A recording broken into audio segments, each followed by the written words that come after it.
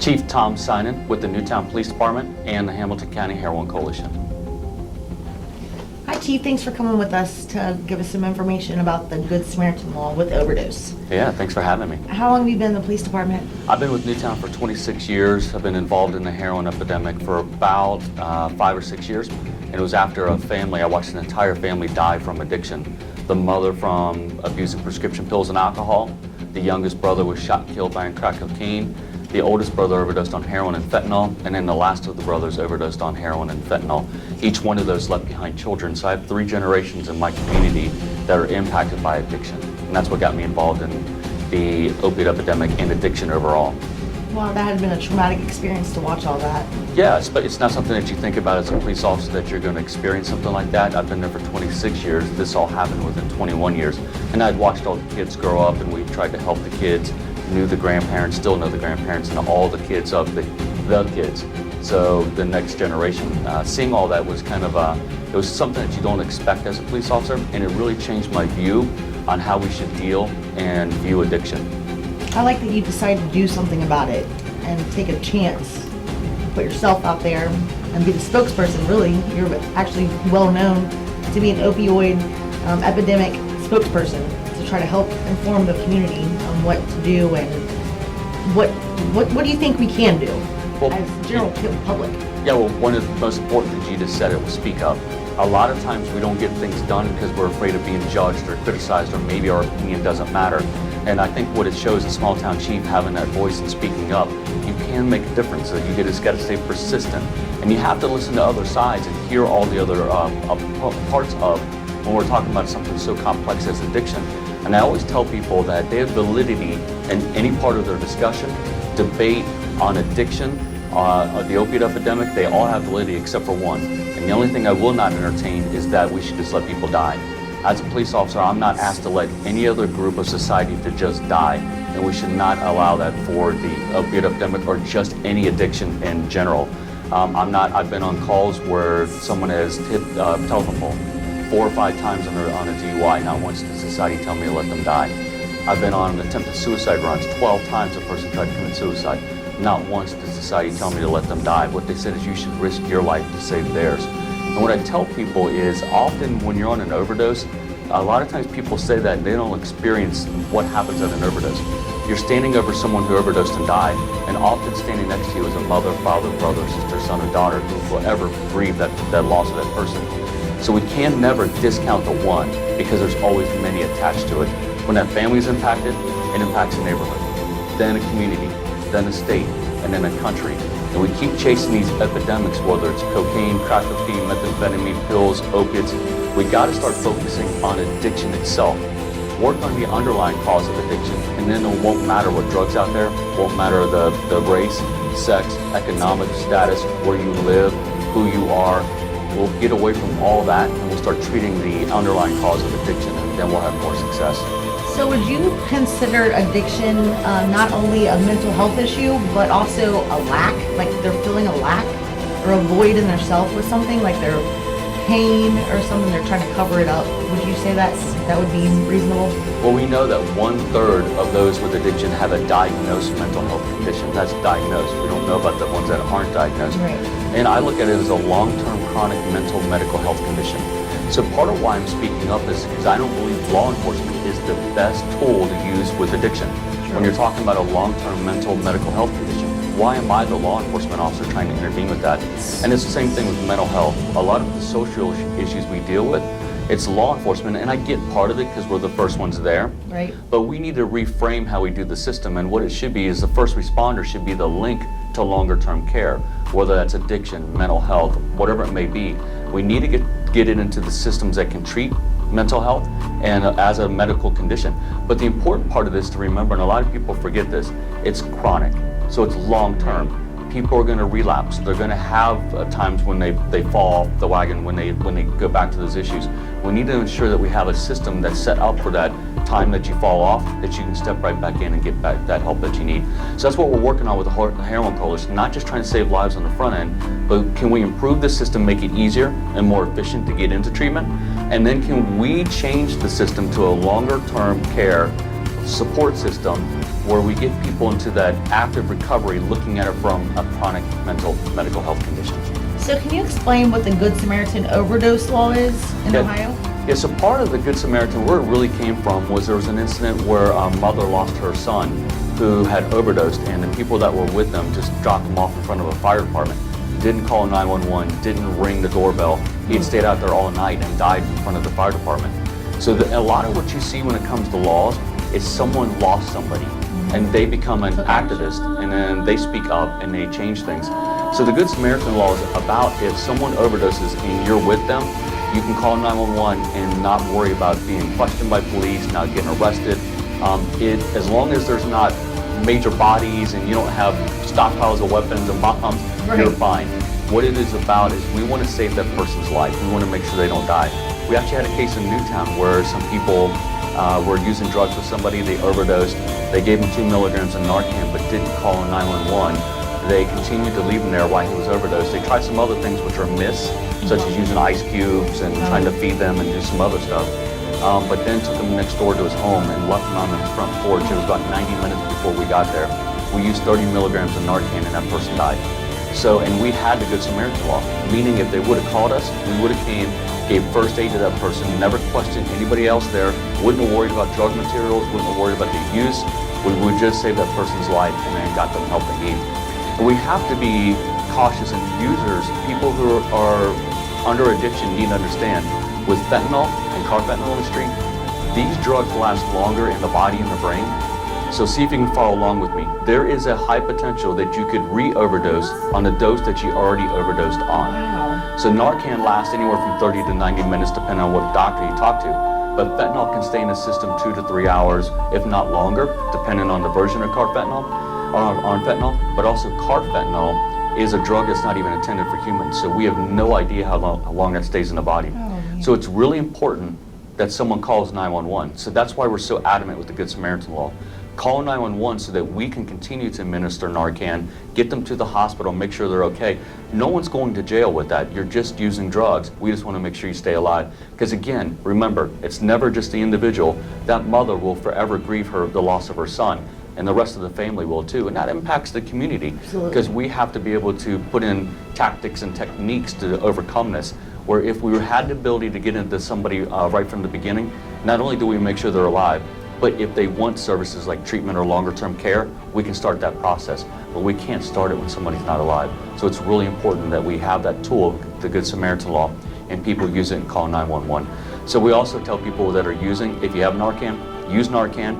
Make sure that you know how to do CPR, because if the heart's not working, Narcan's not going to bring them back. And then call 911. And we're going to come there, we're going to make sure that person stays alive, and that's all we're trying to do. So what is your protocol? You guys actually have like a group of different types of people, right? In law enforcement, in fire department, and community health type of thing, that you guys come together to work together? Well, the Heroin Coalition is a community that came together, so we're working with treatment and prevention, and we're also working with the health department. So a lot of what you're hearing with the Good Samaritan Law and some of the other things that we're doing, whether it's needle exchange or the quick response teams, a lot of times the health department is kind of in that, we call it harm reduction.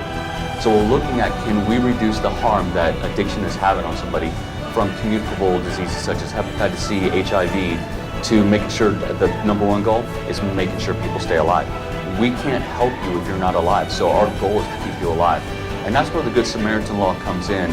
Part of where the Narcan comes from is from the health department. Luckily in Hamilton County, we had a $3 million donation from the manufacturer of Narcan, which really helped out, because you got to remember, in Hamilton County, including Cincinnati, we're dealing with 50 to 70 overdoses every single week. So that's a lot of Narcan that we put on the streets, and a lot of people have it. But part of the health department's tool that they've been using, along with what I was putting out messaging with them, was, can we get you to do CPR and call 911? That was something myself and Health Commissioner Tim Ingram were very adamant about, that we got to educate the public and let them know about the Good Samaritan Law, that you're not going to get arrested, but also when someone overdoses, make sure that you use that Narcan, CPR if you need to, and call 911. But I got to say this too, this goes for anyone that's using drugs, because fentanyl can be mixed in things such as cocaine, crack cocaine, methamphetamine. So we're trying to tell people, no matter what drug you use, no matter what demographic you're in, where you live, it doesn't matter, because fentanyl can be put in that drug. If you're not an opiate user, you're not opiate dependent, you're more susceptible to overdose and you're more susceptible to dying. Wow. So we're trying to get that Narcan out to every community, whether you're a methamphetamine user, a crack cocaine user, or just a cocaine user. We're trying to make sure you have fentanyl, and it's the same thing. If someone overdoses, use the Narcan if you need to, call 911 and monitor to make sure that you can use CPR no matter what drug. And here's the message I keep putting out. You may think you know your drug dealer, but you don't. Your drug dealer is not a doctor, scientist, or pharmacist. They don't know what necessarily is in that drug or where they got it from, or there could be cross-contamination. You may think that you're just a cocaine dealer, but they may be dealing heroin or fentanyl on the side, and if for some reason they contaminate that cocaine and you use it, you're more susceptible to overdose and dying. So this literally, for the first time in history, impacts every single person in the country. So we got to make sure that we have that message out to everybody. So how do you think we can improve the Good Samaritan Law? Like, if it was your choice, what do you think you would do to change that, to make it better? Well, we discussed this, and there's some wording that doesn't necessarily work right, because part of this is we're supposed to be able to get people connected to treatment. But because we don't have a statewide data tracking system, we have no way of knowing how many times someone's overdosed. The hope is if you overdose 3 times, we can get you into some type of treatment, and not jail, but treatment. Well, I think we're learning as a system that what we did in the past didn't work. When you send someone to jail and you try to punish addiction, that didn't work. So it gets worse. So we, the system, become probably the biggest enabler of addiction itself. Because one, we put you in jail, so you're not getting any kind of treatment, not getting any kind of care. Hamilton County is different. You'll get medically assisted treatment. They're going to try to get you in a treatment pod, but that's newer. That's just in the past couple of years. But you generally won't necessarily get that help that you need. And then we're letting you back on the street, so your body's tolerance is down, so now you're more susceptible to overdose or dying. But the other part of it is now we've charged you and convicted you with a felony. So now you can't get a loan. So now you're having trouble getting a car, getting a job, getting housing. So I think we're learning as a system what we've done in the past was wrong, and we need to do things differently. And that's what we're kind of doing with the Heroin Coalition, is we're building up these systems to help people get into longer term care instead of punishing them. So we have to make sure that we change the system and how we view and deal with addiction. And it all ties into the Good Samaritan Law. Part of that is, again, getting people into that treatment and care. But what we found is, one, we don't have a good data system. The other part of it is that it's where we're sending people. It's supposed to go to the prosecutor's office. That data is supposed to go to them, but you're not charged with a crime. Right. So their thing is, why would you even come to us? You're not charged with a crime. We're not worried about it. So send it to somewhere else. So we're trying to figure out where would we be able to house that data to make sure that we can follow up with people and make sure, number one, that they're getting the care that they need, and two, that they're staying alive. So where all have you traveled to try to speak this message? I've been kind of fortunate of being able to go to Europe and speak in Europe, Wales, and spoke there at a conference. And then I was interviewed by the BBC. I've been in Rolling Stone, NBC Nightly News, numerous news channels, but I got invited by President Clinton to speak with him. Yeah, it was pretty cool to speak with him at Johns Hopkins University. Wow. But I will say this, is that I'm sitting there at Johns Hopkins University, and luckily I was naive, or else I would have been really nervous. So I'm just kind of sitting around spinning in my chair, not really understanding what Johns Hopkins University was. And it ended up kind of changing not only my message, but my path, because that is a worldwide known institution. Doctors, scientists, huge medical school, and I had no clue that I was sitting in front of all these doctors and scientists and was being webcast throughout the world. But I told them, why am I the one sitting here? Right. Why am I the police officer sitting here being the messenger, the one speaking out? Why isn't a doctor? And there's a couple of reasons for that. One is that I have zero medical training, zero addiction training. Johns Hopkins was the first time I've been to a college, and I got 0 credits for it. So why am I the one sitting here giving out this message? Right. It really should be a doctor that's sitting up there saying, you know what, we got to stop punishing addiction and start treating it as a chronic mental health condition. So that would be significant if the medical system and the mental health system stood up more and were more of an advocate for those addicted. You would see a strong shift out of the criminal justice system and into those systems of medical and mental health, which would offer better care. I don't have the tools, knowledge, and resources to deal with some of these social issues, whether it is domestic violence, alcoholism, addiction, mental health. I don't have all the tools for those. Those are human behaviors. Those are social behaviors. What it should be is we need to change the system, and me as a first responder, I should be that link to that longer term care. No matter what it is, I should make sure that I link you to somewhere where you can get better services and longer term care. Because think about all these issues, whether it's addiction, mental health, domestic violence, child poverty, education, whatever it may be. Those are all longer-term conditions. And what is my job? My job is to protect and serve. It's actually, to stop an emergency, to Right. calm things down, settle things down, stop it, and then technically my job is to take people who commit crimes to Right. jail. Criminals. Criminals. Right. So we're learning that these social issues aren't necessarily a crime in themselves. Some of it is, some of it does go to that level, but a lot of this is underlying issues of either human behavior, mental health, or addiction. And if we could be the link to that longer term care, I think the system as a whole would be better, but I also think the public would be better served. So with that serve part and protect, we would be able to do better because we would have the tools and resources we need to deal with these longer term conditions. So I just started this outreach, A Cry in the Dark. So what I wanted to do was to connect all the resources for drug addiction and abuse hotlines and all these different resources in the community for different distresses. Do you think more of those popping up in the community of people from the community would help the police more? Yeah, we were just talking about this yesterday at the University of Cincinnati, and what this really is the community has come together and they're trying to find solutions. We look to the federal government and we need them because they have funding and they have a lot of expertise and they have the tools that we need. But ultimately what's going to start, and what did start with, especially with the Heroin Coalition, was a community got together and said, what are our resources? Can we bring them together and can we build a better system? So the community involvement is extremely important, not only from the point that you're taking action and putting out a resource, but then you become an advocate.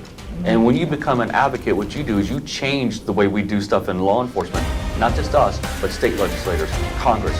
Again, I'll go back to what we talked about before. You're now that voice that is now wanting change.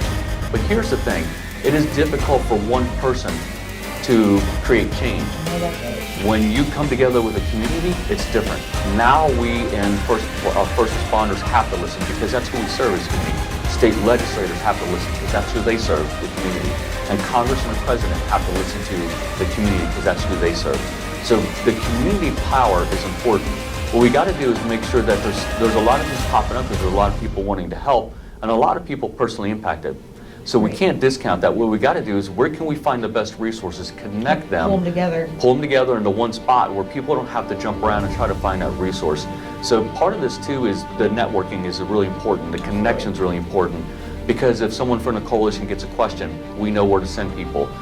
So we always talk about the Hamilton County Heroin Coalition. Look on the website and then you'll be able to get some resources there. Or if you're a resource, we want you to put your information there too so people know where to get it. But I'll tell you the transition too. And then the name's important, and at the time we wanted something recognizable. It was never just about heroin because we knew there was cocaine, we knew there was crack, we knew there was methamphetamine. I gotta tell you, this stuff never goes away. I know I know some in public and the news is always like, wow, we can't believe cocaine came back. Cocaine never left. Pablo Escobar was bringing in 70, 80 tons of cocaine every month. Cocaine never went away. Methamphetamine never went away. So what ends up happening is that they become more potent and they become more dangerous. That's the only trend, and the other trend is poly drug use. So when we started the Heroin Coalition, we just wanted something recognizable, a name recognizable, where people could hear it and go, wait a minute, I know this is about addiction, I need to get some sort of help, and that's what they're trying to do is connect resources. So it's not just secluded only for heroin? Yeah, well, the point I was getting at is we're actually changing our name. So we're working on more of an addiction and community response, and what will that name be? I don't know for sure. We've got a couple ideas, but it's going to be more addiction related, along with community related, and how we're responding as a community to addiction overall so we can include everybody into this. It was never our intent to exclude somebody. What it really was to include people. So we got to make sure that we look at this as addiction as a whole, because it doesn't matter if it's heroin or fentanyl now, or prescription pills. It could be a new version of cocaine, a new version of methamphetamine next down the line, or maybe a drug we've never experienced before. But the importance of having that community together ends up allowing us to give more resources and to help more people and to relate to more people, because there will be people on that coalition that others know and can relate to. So that's what we're doing, is we're bringing a community to the people that are struggling with addiction to try to get them help, along with mental health and homelessness and other things, instead of them having to jump through all the channels and all the hurdles and all the barriers to try to get that help. We're bringing help to them. I think this is really a breath of fresh air for the community to realize, because sometimes the police get a bad rap. Like, you guys just want to lock people up and you guys are against people and you I don't know. But I think this is really good. That you're showing that you guys do care. It's not like that. You don't want to throw just everybody into jail. You want them to get help. You want to help, not hurt. Yeah, and look, I'm not going to deny that there's some things that police officers do that's bad. Look, we as cops, we look at it and go, man, that's horrible. Right. But some of it too is we're dictated by laws. We don't initiate those laws. The people in the state and the Congress initiate those laws, and those come from the people. So a lot of times when you look at a law, that is quote unquote what society has said we don't like and that should be punished. Right. Here's what's different is that I think especially for some of us in law enforcement, the numbers overwhelmed us. I know some people think it's this reason or that reason or this reason, which it may be. I'm sure parts of it are all that, whether it's race or economics or whether it's the way the law's written, that probably played a role. But and this is sad, I think the only thing that changed us was that the fact that 72,000 Americans died. There was 63,000 a year before, 53,000 a year before, 40-something thousand a year before. So it took us several 100,000 Americans dying before we stood up and said we need to change. And I will say this, and you're right, law enforcement does get a bad rap sometimes, but I gotta tell you, law enforcement is the one that's leading this change, not just for the opiate epidemic, addiction in general. Because we've learned that just putting people in jail, the jail's overcrowded. It's supposed to hold 800 people. Every day it's around 1,300 to 1,800. Every week we in Hamilton County arrest on average 100 to 120 people just on opiate-related incidents, whether it's paraphernalia, needles, the drug abuse. 10,000 people go through the Hamilton County Justice Center every year just on drug-related charges. Wow. So I think we're learning as a system that it overwhelmed us. And here's the other thing that people got to think about, is it not just the immediate that is being overwhelmed, but is the future. Juvenile foster care. I go around the country and I speak about, I've got 3 generations in my community that are impacted. Lost an entire family, mother, all her brother, all her sons dead. And then the kids are being raised by the grandparents. They have 3 generations. But when juvenile foster care sits on the steering committee of the Heroin Coalition, they say there's 4 generations that are impacted. Because the ones in care now will forever be impacted, and their kids will be impacted. So law enforcement stood up and said, and this was not easy for us. Trust me, this was not easy, not just in the public, but within our own community, law enforcement community, to stand up and say, hey, wait, we need to do something different. This mass incarceration, this just putting people in jail with addiction or mental health is not working. We need to do something different. And we're the ones that came up with systems like quick response teams, the LEAD program, diversion programs, where instead of going to jail, no matter what the addiction, if you commit low-level crimes, whether it's prostitution or theft, we understand now those crimes have an underlying issue of addiction, so we want to get you treatment instead of trying to punish you in jail. The Heroin Coalition, the Heroin Coalition Task Force, a lot of these programs have started from law enforcement officers. Cops just like me who said, wait a minute, this isn't working, we need to do something differently. So for as much as a bad rap we get, I hope that we get some of that credit too, to where we've recognized what we've done in the past hasn't worked. And you gotta think about this too. I mean, as a cop, we're kind of being the rebels of society. Right. We're standing up and saying, wait a minute, this isn't working. Our own profession, we need to make some changes, but we're also, society needs to make changes. Because we know what we do is a lot of times dictated by society. So we're standing up in front of society and say, wait a minute, you need to change your ideology and you need to change your philosophy on addiction, because I as a law enforcement officer cannot do this on my own. Right. I need help from the community, we need better resources, and we need to deal with addiction better. We need to change how we all view and deal with addiction forever. So before you wrap this up, is there a hotline or any information? Where can people go to find out more information? Well, you can go to Hamilton County Heroin Coalition. It's through the Hamilton County website. You can go there. If you need help right away, I want to say Addictive Services Counsel. I think their number is 281-7880-5130 area code. If you need help, they're 24 hours, 7 days a week. You can also go to findlocaltreatment.com, which is a website that has a list of all the treatment facilities that you need.